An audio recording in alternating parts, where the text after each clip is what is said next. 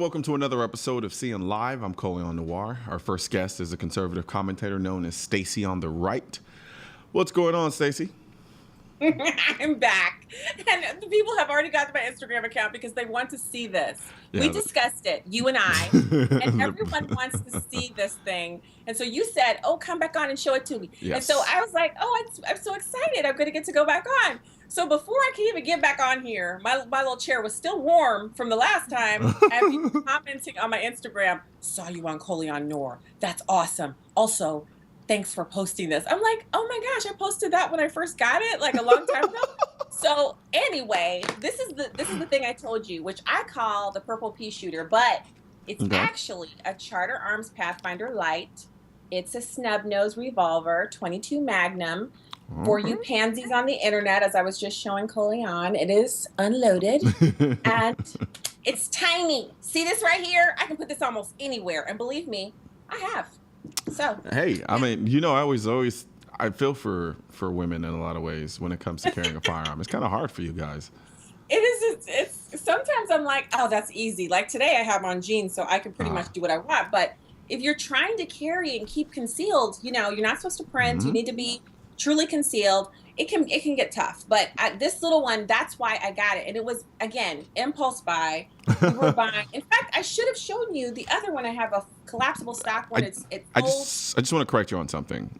What? When it comes to buying guns, there is no such thing as an impulse buy. It's just finally realizing that you needed to buy the gun that you've always technically wanted. You just didn't realize it. I wanted it always. Yeah. Well, I hate purple. Let's go there. Wait, hold on. Wait a minute. You hate purple. I do. But you bought the purple pea shooter.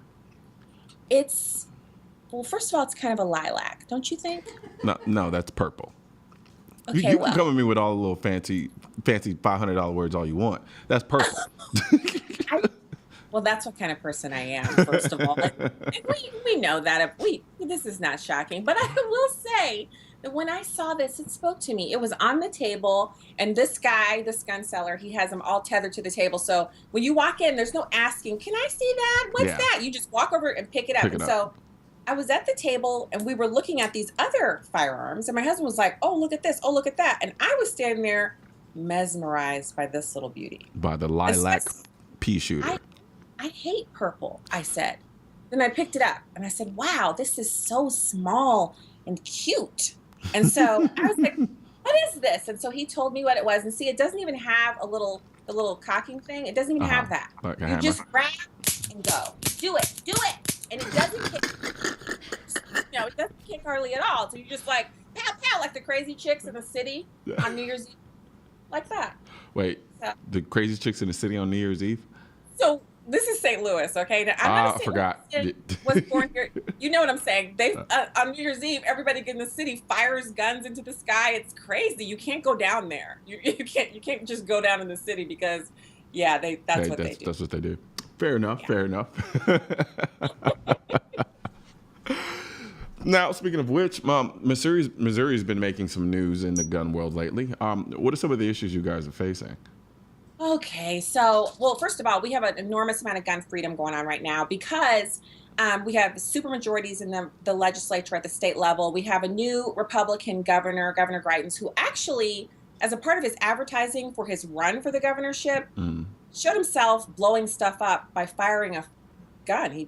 That was his campaign ad. So he's a former Navy SEAL, and he's really into the Second Amendment. So we're good there. We've had an expansion on a bunch of different fun things, but we also have the liberals who feel like every time something horrible happens, they have to blame us law-abiding gun owners. And so there's a piece out in the St. Louis American, which is our black newspaper, and this woman says, the title of it is, If We Loved Our Children as Much as We Loved Our Guns. Now I'm going to tell you something. As much as I like guns, none of that stuff even holds a candle to the children. Yeah. I mean, I love the children way more than I love any objects. And these, as cute as they are, these are tools.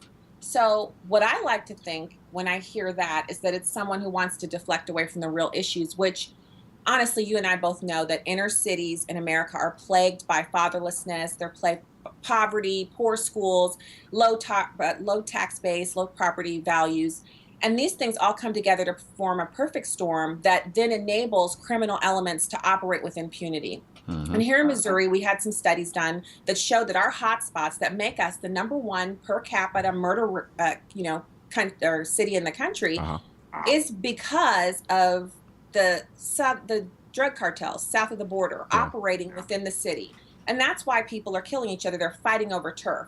So when you and I are sitting here and we're having our fun talking about the purple pea shooter and all that, it's not us law-abiding gun owners that are the problem here. The problem is that we have open borders. We have politicians who want to declare sanctuary cities. We have understaffed and underfunded police departments. And we have a lack of support for our police. And we need to change those things instead of making dumb articles like, I don't know if this woman even has children, but I tell you what, she'd be the first one crouched behind me if some lunatic jumped off and I was armed and she wasn't. She'd be right behind my kids though, because I wouldn't let her get in front of them, because I obviously love her. I love my kids more than I love her, and I love my kids more than I love these guns. But that's why I have the guns, because I love my kids. That's the irony behind it. I say it over and over again. They've always tried to create this narrative that gun owners somehow care less about kids because of our love for firearms, when not even a vast majority, all of the women I talk to who carry firearms carry them, especially the ones that have kids, carry them because of their kids, not in opposition to them. I don't understand how they continue to kind of push this narrative, but then at the same time, if we really want to talk about creating a title that makes sense, why not talk about the inability to hold the politicians who are the supposed leaders in these communities accountable for the derelicts. They've essentially neglected these environments and allowed them to just degenerate into just chaos in some aspects, whether it be on an economic level, whether it be on an educational level, whether it be on an economic opportunity level, what have you. And yet we tend to want to always focus on the firearm, as if we can't make the connection that if I were to go into your standard garden variety suburban area in America, they are not plagued with the same gun violence. No, they're not. And that's a pretty clear-cut reason why. There aren't the same inadequacies in terms of the type of schools that the kids are able to go to, the resources those schools have, just the overall environment as a whole. But yet somehow the conversation always goes back to the firearm. And I'm just not understanding, is it because it's so much harder to hold the politicians accountable, in that we feel like, well, I just want to grasp onto something that I can actually touch versus something as slippery as, say, a politician? But that's never done. And I kind of bang my head against a wall trying to figure out why, because taking a holistic approach to cleaning up the situations in these inner city communities would do tenfold over any type of firearm or gun control legislation that any moron sitting in front of their TV drinking boxed wine could ever come up with. It just boggles my mind in so many ways. And I'm like, why are we still having this conversation about guns? When we clearly know what the issues are that are perpetuating the environment that these communities are basically relegated to. Well, we're talking about 68 years of uninterrupted Democrat rule here in the city of St. Louis. And I know for Democrats, the first thing they do is deflect from that. And they say, well, Stacy, what does that have to do with it? The first place they pivot to, Colion, is personal responsibility. Now, remember, personal responsibility is our enemy. We shouldn't be blaming people for their circumstances. Yeah. Making bad choices, that's not our room to judge. You don't have room to judge, Stacy. You can't judge people. But if I say, well, you Democrats have been in charge of the city for all this time, why don't y'all do something about the mess that you created? The schools have gone down under your rule. The population has flown under your rule. Why don't you do something about that? Then they'll say, well, every person's responsible for their own choices. So, if people choose not to have fathers in the home, that's not because of the Democrats. And you know what I say to that? Bullpucky. What you're talking right now isn't even close to being the truth. The honest to God truth is, we have welfare policy brought on by the Democrats because they see blacks as less, they see blacks as victims, and they want this kind of control over populations, because you don't see a whole lot of Republicans protesting or going to school board meetings all ticked off when school choice is brought up, it's always the Democrats. The Democrats are the ones who don't want black kids coming out of the inner cities and getting good educations. And I personally believe in neighborhood schools. I believe in rebuilding neighborhoods. I don't think kids should ride the bus 55 minutes each way to get a good education. But I also don't think that trapping people in a neighborhood where you find yourself in this neighborhood as a black child, you don't have to get a bad education there. You can get out. That's the way Americans rise up. Our poverty in this country is unique, and that other countries, it's the same groups of poor people decade after decade. In America, if you take a group of poor people and you poll them, 10 years later, the majority of those people are no longer in that same income strata, because in America, you can work your way out of poverty.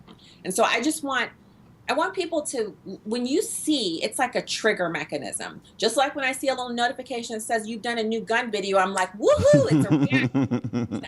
You see, if we loved our children as much as our guns, any comparison at all, if you're reading, if you see a tweet, anywhere you see a message that compares one group to guns, your little radar should be going off immediately. Absolutely. You should be thinking to yourself, uh-oh, I'm about to be fed some bureaucratic crap. And I'm not going to listen to this. I'm going to read it and pick it apart.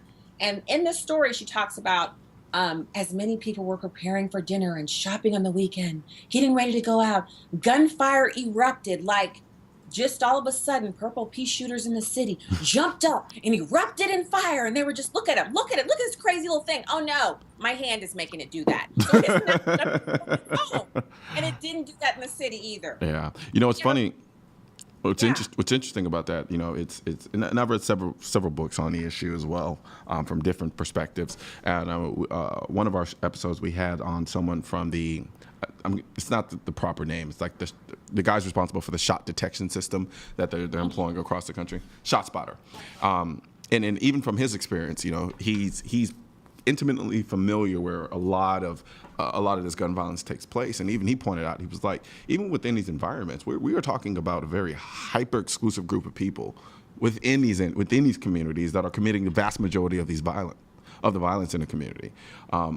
How is it that we can't hyper-focus on that component as well and do something about that? And in the same breath, it almost inadvertently says, not even inadvertently, maybe purposefully, but it's assuming that everyone who lives in an inner city community is an enraged killer, and we need to get rid of the guns and take them out of their hands because they're just enraged, evil killing people who want to just slaughter any and everything that they could possibly point a gun at.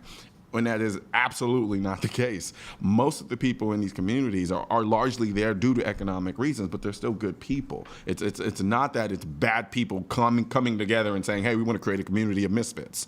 But that when you focus your energy and perspective always on the idea of we need to get rid of these guns, it's the guns, it's the guns, it's the guns, you neglect the real issues which inevitably allow this circumstances to continue perpetuating itself over and over and over and over again, while at the same time insulting the people who live in these communities who are actually trying to make a way out of it or just to make a living. And so it frustrates me immensely when we have to keep having this conversation with the other side because they choosing to deflect away from entertaining a real issue because they've been in charge of these places for decades now and have done nothing. And so here we are again having to basically counter a narrative written by this woman who clearly has an agenda on her hands in that regard, and it bothers me. I don't like it. It's gotten to a point where it's getting ridiculous because people are still dying.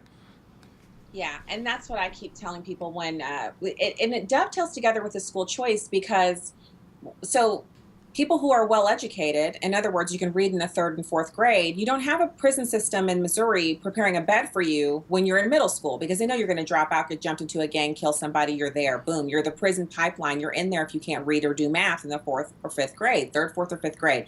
So I connect those two together because the Democrats are the party of the unions, the NEA, and they want to stop people from escaping the city. And what you say about the percentage of people who are doing the wrongdoing is so true. You're talking about less than 20% of the people are involved in the crime, 80% of the victims.